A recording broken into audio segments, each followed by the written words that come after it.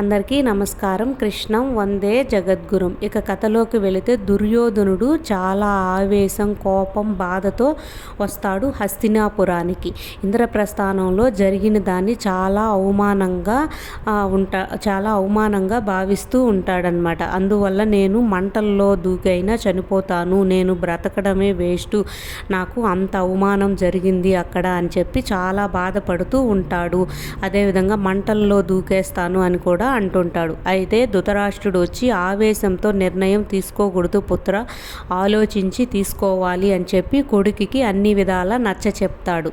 తర్వాత మేనమామైన శకుని కూడా వచ్చి నా దగ్గర మాయా పాచికలు ఉన్నాయి, వీటి ద్వారా పాండవులని ఓడించవచ్చు, నువ్వు బాధపడొద్దు అని శకుని కూడా చెప్తాడు. అయితే దీనికి పాండవులు అదే యుధిష్ఠిరుడు వీళ్ళని రప్పించడానికి మీ తండ్రి గారైన ధృతరాష్ట్రుడు సహాయం కూడా కావాలి అని చెప్తాడు. కానీ ధృతరాష్ట్రుడు ఇది అయితే కరెక్ట్ కాదు అని కూడా నచ్చ చెప్తాడు వాళ్ళకి.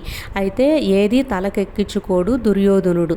నాకు అవమానం జరిగింది, వాళ్ళని కూడా అవమానపరచాలి అని చెప్పేసేసి అంటుంటాడు. దీనికి తర్వాత విదురుడిని పిలిచి ధృతరాష్ట్రుడు చెప్తాడు, ఈ విధంగా వాళ్ళని రమ్మని చెప్పు, ఓన్లీ ఇక్కడ క్రీడలు జరుగుతున్నాయి సరదాగాను, దానికోసం రమ్మని చెప్పి చెప్తారు.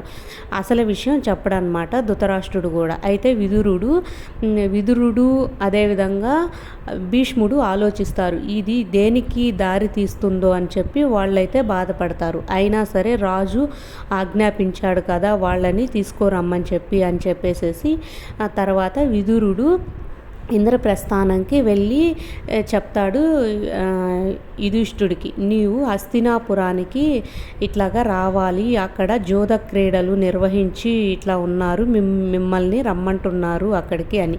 అయితే విదురుడు కూడా చెప్తాడు, దీనికి మీరు అంగీకరించొద్దు, వాళ్ళు ఏదో ఉపాయం పన్ని ఉంటారు, దీనిలో మీరు పడవద్దు అని చెప్పి.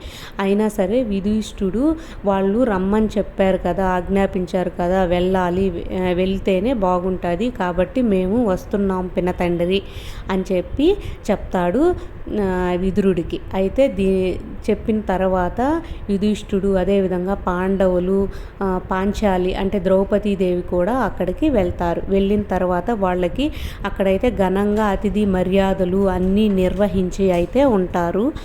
అక్కడికి వెళ్ళి ఉంటారనమాట. తర్వాత వాళ్ళు నిర్వహిస్తారు ఈ జోద క్రీడలు. దీంట్లో యుధిష్ఠుడు పాల్గొంటాడు. యుధిష్ఠుడికి జోద క్రీడ అంటే చాలా ఇష్టం కాబట్టి అక్కడ పాల్గొంటాడు ఆడడానికి. అంతే అన్నమాట ఈరోజు స్టోరీ. తర్వాత భాగంలో మళ్ళీ కలుసుకుందాం. ప్లీజ్ లైక్ చేయండి, ఎందుకంటే ఈ ఇన్ఫర్మేషన్ ఇంకొంతమందికి వెళ్తుంది కాబట్టి. Okay, thank you.